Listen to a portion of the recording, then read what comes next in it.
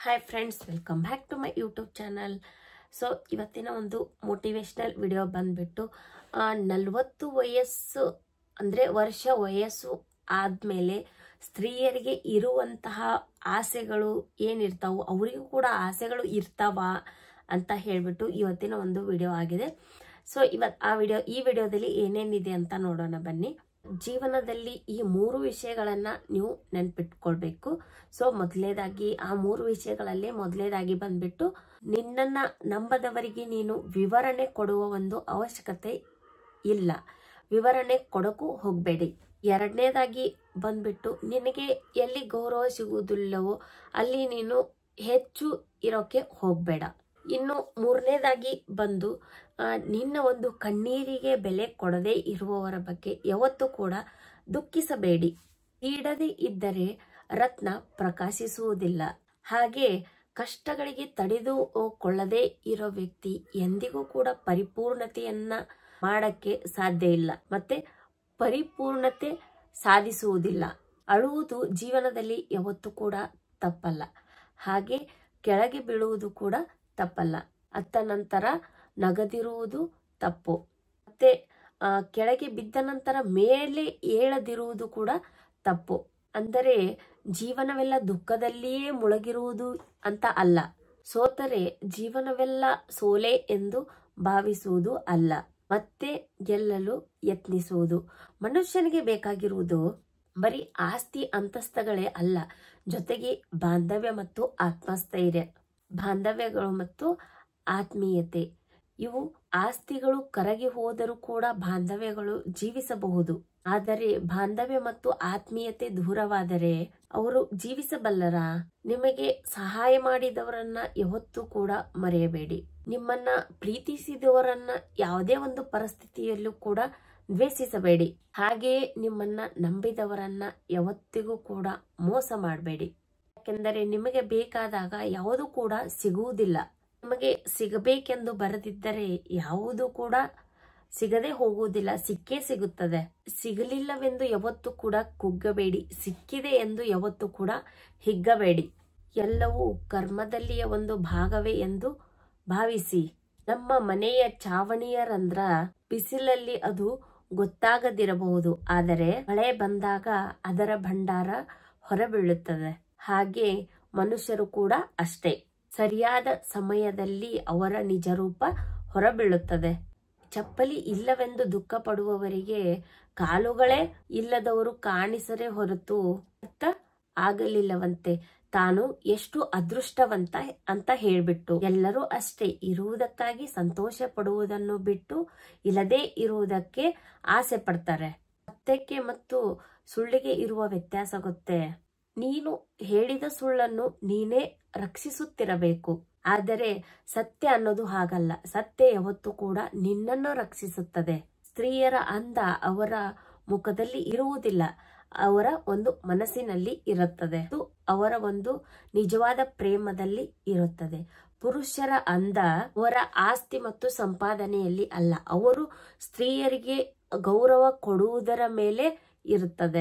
ಒಂದು ಬಾರಿ ಪೆಟ್ಟು ಬಿದ್ದರೆ ತಿಳಿಯುತ್ತದೆ ನಿನ್ನಲ್ಲಿ ಎಷ್ಟು ಧೈರ್ಯ ಇದೆ ಎಂದು.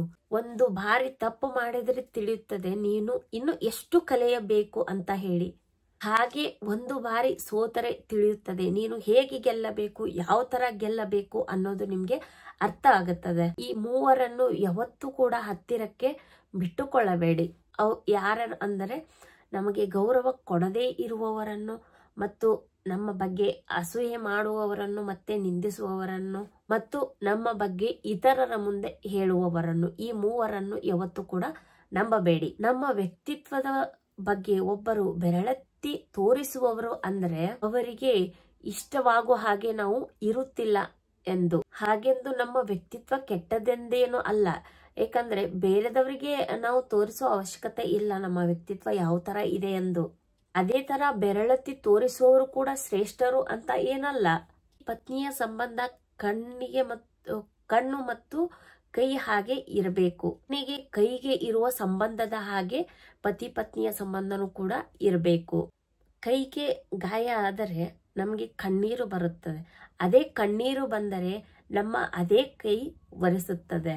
ಜೀವನದಲ್ಲಿ ಹಣ ಇದ್ದರೆ ಪ್ರೇಮ, ನಂಬಿಕೆ ಮತ್ತು ಮನುಷ್ಯರು ಎಲ್ಲವೂ ಕೂಡ ತಾನಾಗ್ಲೇ ಬರುತ್ತವೆ.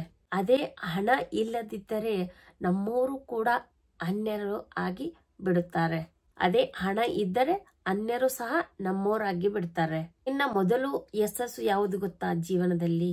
ನಿನ್ನನ್ನು ನೀನು ಗೌರವಿಸುವುದು, ನಿನ್ನನ್ನು ನೀನು ಪ್ರೀತಿಸುವುದು, ನಿನ್ನನ್ನು ನೀನು ನಂಬುವುದು.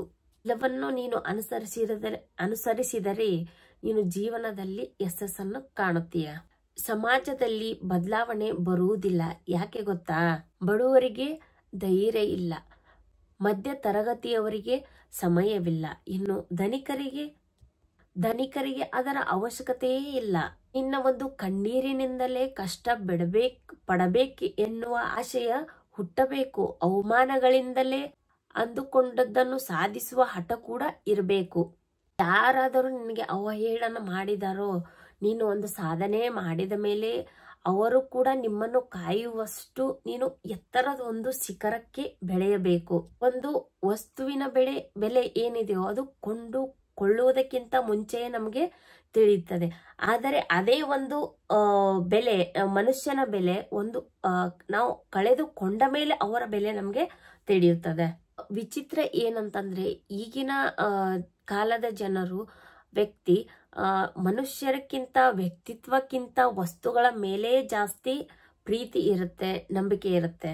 ಅವುಗಳಿಗೆ ಪ್ರಾಮುಖ್ಯ ಕೊಡುವಂತಾಗ್ಬಿಟ್ಟಿದೆ. ರೂಪವನ್ನು ನೋಡಿ ಯಾವತ್ತೂ ಕೂಡ ಮೋಸ ಹೋಗಬೇಡಿ. ಹಾಗೆ ರೂಪಾಯಿಯನ್ನು ನೋಡಿ ಕೂಡ ಯಾವತ್ತು ಹಿಗ್ಗಬೇಡಿ. ರೂಪವಾಗಲಿ ರೂಪಾಯಿಯಾಗಲಿ ಯಾವತ್ತೂ ಕೂಡ ಶಾಶ್ವತ ಅಲ್ಲ. ಮನಸ್ಸಲ್ಲಿನ ಪ್ರೇಮ ಅನುರಾಗಗಳೇ ಶಾಶ್ವತ. 40 ವಯಸ್ಸು ದಾಟಿದ ಮಹಿಳೆಯರಿಗೆ ತನ್ನ ಕುಟುಂಬದ ಆದಾಯ ಹೇಗೆ ವೃದ್ಧಿಸಬಹುದು ಎನ್ನುವ ಆಶಯದಲ್ಲೇ ಇರುತ್ತಾರೆ. ಈ ವಯಸ್ಸಿನ ಮಹಿಳೆಯರು ತನ್ನ ಮಕ್ಕಳ ಜವಾಬ್ದಾರಿಯೊಂದಿಗೆ ತನ್ನ ಪತಿಗೆ ಹೇಗೆ ಸಹಕಾರಿಯಾಗಬಲ್ಲೆನು ಎಂದು ಚಿಂತನೆಯೊಂದಿಗೆ ಮತ್ತು ತನ್ನ ಕುಟುಂಬದವರೊಂದಿಗೆ ಹೆಚ್ಚು ಸಮಯವನ್ನು ಕಳೆಯಲು ಬಯಸುತ್ತಾರೆ.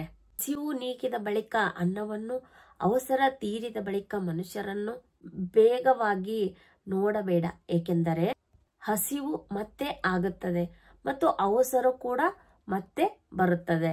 ಒಬ್ಬ ಮನುಷ್ಯನಿಗೆ ಕತ್ತಿಯನ್ನು ಕೊಟ್ಟು ವೀರನನ್ನಾಗಿ ಮಾಡಬಹುದು, ಪುಸ್ತಕಗಳನ್ನು ಕೊಟ್ಟು ಮೇಧಾವಿಯನ್ನಾಗಿಯೂ ಕೂಡ ಮಾಡಬಹುದು. ಆದರೆ ಉನ್ನತವಾದ ಒಂದು ವ್ಯಕ್ತಿತ್ವವನ್ನು ರೂಪಿಸಲು ತನಗೆ ತಾನು ಮನಸ್ಸು ಮಾಡಬೇಕು. ಇದ್ದದ್ದನ್ನ ಇದ್ದ ಹಾಗೆ ಹೇಳುವವರನ್ನ ನಾವು ದೂರ ಮಾಡಿಕೊಳ್ಳುವೆವು.